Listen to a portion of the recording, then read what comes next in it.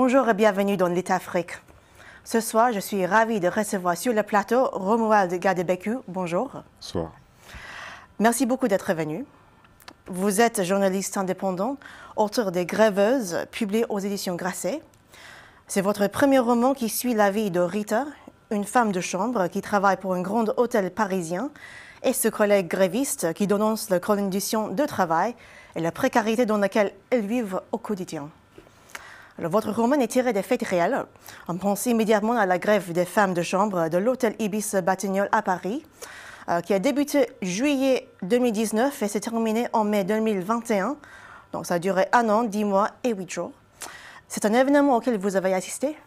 Non, je n'ai pas assisté à cet événement. Mais c'était quand même l'inspiration derrière votre roman. C'était la grande inspiration parce que ça m'a fait finalement repenser au métier qu'a fait ma mère, femme de chambre. En fait, moi, j'ai grandi auprès de femmes qui ont fait ce genre de métier difficile, femmes de chambre, femmes de ménage, etc. Et donc, ça m'a donné envie d'en savoir plus, d'aller voir ces grèves de femmes de chambre. Et j'ai vu que depuis 20-25 ans en France, il y avait très régulièrement des grèves de femmes de chambre. C'est ce qui m'a donné la possibilité de rencontrer certaines de ces grèveuses, comme je les appelle dans mon roman, et elles m'ont raconté finalement leur travail, leur vie. Et c'est comme ça que j'ai finalement débuté l'écriture de ce roman. C'est exactement ce que je voulais vous demander, c'est quel type de recherche vous avez effectué pour créer ce roman. Donc vous avez bien sûr parlé à ces femmes-là, et quel autre type de recherche? Ça a été essentiellement, pour moi, la documentation la plus intéressante, la première main, en quelque sorte, ça a été de parler à ces femmes de chambre. C'était de longs entretiens, elles m'ont raconté leur travail, leur vie, la vie à la maison, etc. Mais autour de ça, j'ai aussi lu des thèses, j'ai parlé avec des chercheurs en économie, etc. Mais pour moi, vraiment le cœur de la documentation, c'est les femmes que j'ai rencontrées. Et pour ces femmes-là, c'était quoi leur principale revendication? Elles voulaient travailler, et parce qu'elles me disaient presque que ce travail, ça leur donnait de la fierté, de la dignité, c'est un travail difficile. Donc de le faire tous les jours, ça leur donne de la fierté, mais ce qu'elles veulent, c'est être simplement payées décemment pour pouvoir travailler décemment et élever leurs enfants décemment et vivre une vie décente. Ouais, c'est ça qu'elles m'ont dit. Vous évoquez notamment ce phénomène de douleur et quand même c'est une violence que subissent ces femmes à cause de ce travail. C'est ça.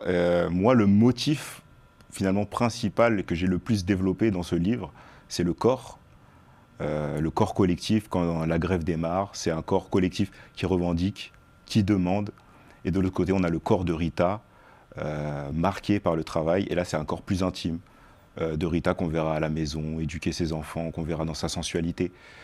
Et pour moi, c'était vraiment d'écrire ce corps parce qu'il symbolise et il matérialise finalement les effets néfastes d'un travail comme celui-là fait dans des conditions difficiles, avec un salaire indécent, des horaires compliqués. Et donc, ouais, c'était vraiment raconter les corps. C'est un roman vraiment très polyphonique, parce que même si la protagoniste, je dirais, c'est bien Rita, on oscille entre les points de vue de Rita, Aminata, Diva, on en prend sur leurs histoires, mais aussi le fils de Rita, donc Christian et Loïc. Quelle était l'inspiration derrière ces deux enfants? Alors pour moi, les enfants, les femmes que j'ai rencontrées m'ont beaucoup parlé de leurs enfants, que souvent c'était pour eux qu'elles travaillaient. Et donc faire entrer Loïc, Christian, le grand-fils de Rita, dans cette histoire, c'était aussi, je pense, rajouter une couche d'émotion supplémentaire pour Rita, parce que l'enjeu finalement de leur vie, aussi de leur travail, c'est ses enfants. Et donc, d'un point de vue narratif, c'était intéressant pour moi de faire entrer ces deux garçons, ces deux fils dans l'histoire. Et après, d'un point de vue plus littéraire, c'était intéressant pour peut-être rajouter aussi, manier une autre langue, un autre type de langue, parce que le roman, moi, je l'ai pensé aussi comme mon autobiographie du langage. Et donc, les langues qui le parsèment, ce sont des langues que j'ai entendues, que j'ai parlées, que j'ai écrites. Et donc, la langue que parlent Rita et ses amis, c'est une langue plutôt que moi j'appelle folklorique, qui est une langue matinée de mots, d'expressions venus d'Afrique de l'Ouest, mais aussi de mots désuets. Et à côté de ça, on a la langue dans les chapitres qui seront dévolus à Christian, qui est une langue plus argotique, une langue du surgissement, avec des chapitres essentiellement dialogués, mais qui ne sont pas avec mais ces dialogues ne sont pas dialogiques, c'est-à-dire qu'ils ils ne démarrent pas par des guillemets, par des mises à la ligne, par des tirets. On a vraiment la langue du surgissement, ce qu'on peut appeler une langue peut-être plus urbaine, je ne sais pas exactement. En tout cas, c'est une langue plus rappeuse et ça m'intéressait de travailler ces différentes formes dans le livre. Donc c'est vraiment aussi les enfants de Rita, je les fais rentrer aussi pour ces questions-là, une question plus littéraire de travail de forme. Parce que justement, cette question de langue revient sans cesse dans votre roman. C'est une source de tension parfois entre les femmes parce qu'ils ne se comprennent pas toujours. Mais c'est aussi une question de construction d'identité. Quelle est la relation pour vous entre la langue qu'on parle et notre identité? Pour moi, cette question de langue, moi d'abord, j'y vois un point de vue politique, parce que ces femmes sont recrutées généralement dans ces grands groupes hôteliers avec la sous-traitance. Elles sont recrutées de sorte à ce qu'elles ne parlent pas les mêmes langues, qu'elles ne se comprennent pas. Parfois, elles signent leur contrat et elles ne comprennent même pas leur contrat. Et donc, c'était très intéressant de voir ça, parce que moi, politiquement, c'est quelque chose qui est peut-être, qui doit être dénoncé. Mais moi, dans le roman, ça me laissait l'opportunité du travail de la forme, de faire communiquer, par exemple, Rita et Aminata, qui ne parlent pas la même langue. Et pourtant, je pense, Aminata ne parle pas français dans le roman, et pourtant, je pense que c'est l'un des personnages, si ce n'est le personnage le plus éloquent. C'est celui qui émet le plus de signes, qui va être potentiellement le plus suivi par les autres, qui va emmener les autres dans son sillage. Et donc la question de la langue, c'était une sorte de défi pour moi, de comment faire en sorte que quelqu'un qui ne peut pas communiquer verbalement avec autrui, puisse se faire comprendre. Et donc là, il faut un peu travailler en tant qu'écrivain, comment faire. Et ça a été un défi et c'était très intéressant pour moi. Il y a un personnage que je voudrais en parler, c'est le personnage de Amado, qui est le syndicaliste, donc qui aide bien sûr les femmes dans leur lutte pour leurs droits, mais qui, pour moi, était une figure plutôt ambivalente parfois et même avait un regard mercenaire sur la grève. Mercenaire, peut-être, mais Amado, ouais, c'est vraiment le personnage un peu ambigu, qui représente, on va dire, le syndicat, qui arrive peut-être un peu bourru, avec ses propres idées. Et donc moi, c'était intéressant de finalement le faire entrer en confrontation de ce qu'il veut lui, ce qu'il impose, parce que voilà, il a un charisme, il a une force, et il va imposer ses idées aux femmes, aux grèveuses. Et les grèveuses, elles vont se poser des questions au fur et à mesure. Que veut-il vraiment? Que fait-il? Et finalement, il y a un point de conflictualité qui va émerger là. Et moi, Amado, je le construis finalement avec différents ancrages.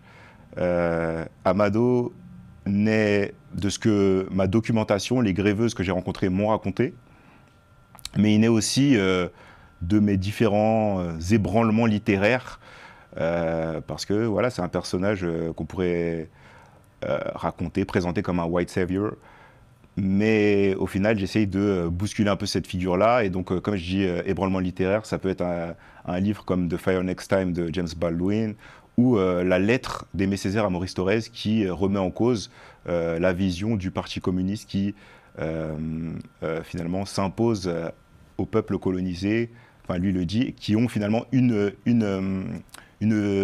singularité dans leur lutte. Et donc, c'est un peu ce point de frottement que j'essaye de faire émerger dans les grèveuses entre Amado et les grèveuses. Mais après, Amado, pour moi, c'est aussi, certes, il est ambivalent, mais c'est un personnage que voilà, j'ai aimé construire et qui, je pense, aussi a son humanité, a ses qualités.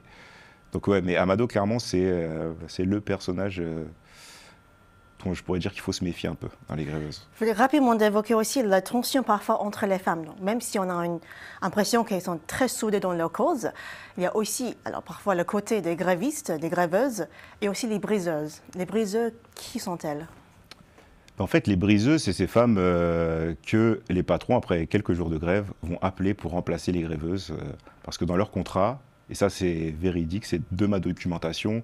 Dans ces contrats, en fait, il y a des clauses de mobilité. On peut vous changer d'hôtel en fonction du besoin de main-d'œuvre.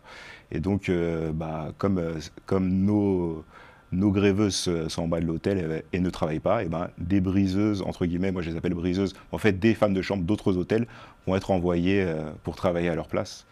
Et donc là encore, c'est un point intéressant à montrer comment finalement leurs employeurs arrivent à briser des communautés de travail, à morceler des femmes qui auraient tout pour se rencontrer, pour s'apprécier et qui vont finalement s'opposer légèrement, même si voilà, elles ne vont pas s'opposer frontalement, mais elles vont s'opposer légèrement.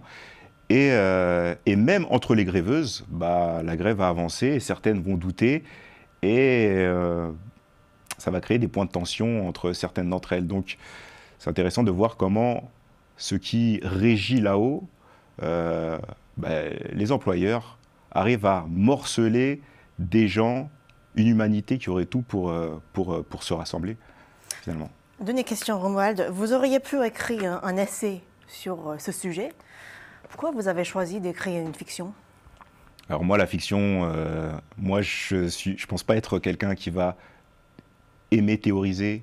Et donc l'essai, pour moi, c'est beaucoup de théorie.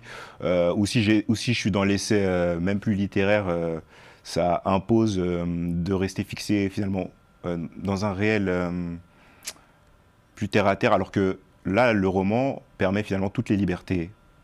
Je peux, comme j'ai dit, adopter le point de vue de Christian. Je peux aussi raconter les rêves de Rita, qui sont les quelques chapitres qui émaillent le livre. Et dans ces rêves, voilà, Rita laisse exploser un peu ses espoirs, ses peurs, sa colère. Et donc vraiment, pour moi, c'est que l'écriture littéraire donne beaucoup de liberté, et je me voyais plus écrire un roman qu'un essai. Merci beaucoup, Romuald Gadebekou, d'être venu aujourd'hui pour parler de votre livre « Les Grèveuses », publié aux éditions Grasset. Et merci à vous, comme toujours, de nous avoir suivis. Au revoir et à bientôt.